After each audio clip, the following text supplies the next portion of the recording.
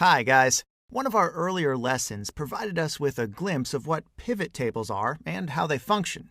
We learned that pivot tables are Excel's dynamic and interactive tables and are a preferred tool for a number of Excel users. But why is it that so many people enjoy working with them? Well, for starters, pivot tables are capable of summarizing thousands of rows of data in just a few seconds. All we have to do is drag and drop, and we can create the report that we need.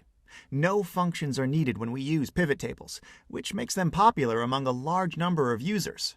Furthermore, pivot tables are very efficient when the file we are working with exceeds 20 megabytes. Of course, working exclusively with pivot tables has some slight drawbacks. For example, other users won't be able to see how you came up with final numbers. If you work with formulas, your colleagues won't see what stays behind a given number in your reports.